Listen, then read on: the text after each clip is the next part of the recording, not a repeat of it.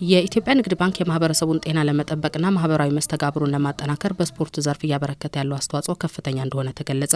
የ2018 ዓ.ም አምስተኛው የሲቢ እንጦጦ ፓርክ 5 ኪሎ ሜትር ሩጫ ተካሂዷል። በኢትዮጵያ ንግድ ባንክና በታላቁ ሩጫ በኢትዮጵያ አጋርነት በየወሩ በሚካሄደው በዚሁ የሩጫ ውድድር ላይ የባንካችን የስራ ኃላፊዎች፣ ሰራተኞች፣ የአዲስ አበባ ነዋሪዎችና የውጭ ሀገር ዜጎች ተሳትፈዋል።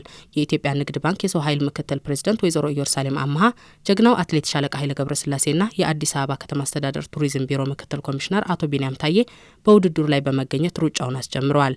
ወይዘሮ ኢየሩሳሌም ባንኩ ማህበራዊ ኃላፊነቱን ከሚወጣባቸው መንገዶች አንዱ የስፖርቱ ዘርፍ መደገፍ መሆኑ ገልጸው ለሰራተኞች ብሎም ለማህበረሰብ ጤና ለመጠበቅና ማህበራዊ መስተጋብሩን ለማጠናከር በማሰብ ከ2017 ዓ.ም ጀምሮ የሲቢ እንጦጦ ፓርክ ሩጫ ስፖንሰር ማድረጉን ተናግረዋል።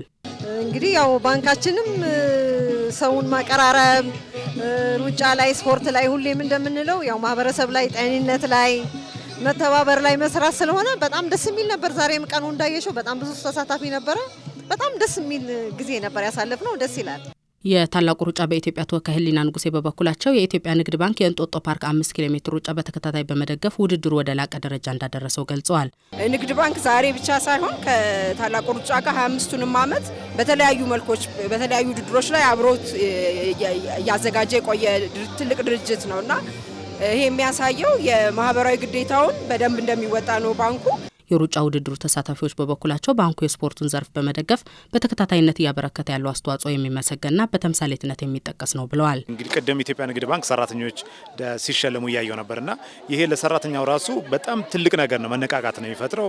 ጤናማ የሆነ ሰራተኛ ደግሞ በቀላሉ ከስተመሮችን ማስደሰት ይችላል። ስለዚህ የካምፓኒው ፕሮፊታቢሊቲ የሚያድግበት እድል አለ ማለት ነውና በጣም ሆሊስቲክ የሆነ ጥቅም ያለው ነገር ነው እንደዚህ አይነት ነገሮች ላይ መሳተፍና ከንግድ ባንክ ሌሎች ተቋማትም እንግዲህ ልምድ ሊወስዱ ተሞክሮ ሊወስዱ ይገባል ብዬ አስባለሁ። አንደኛ ለጤንነት ቆንጆ ነው፣ ጥሩ ነው። ከስታፍ ጋር ያለን ግንኙነት ጥሩ እንዲሆን ያደርጋል። እኔ ደስ ብሎኛል። ለመጀመሪያ ጊዜ ነው የተሳተፍኩት። እንደ መጀመሪያ ኤክስፒሪየንስ ደግሞ በጣም ደስ ይላል። አሪፍ ነው ያገኘሁት። ኢንቫይሮንመንቱ ያለው ኮሚኒቲ ምናምን ደስ ይላል።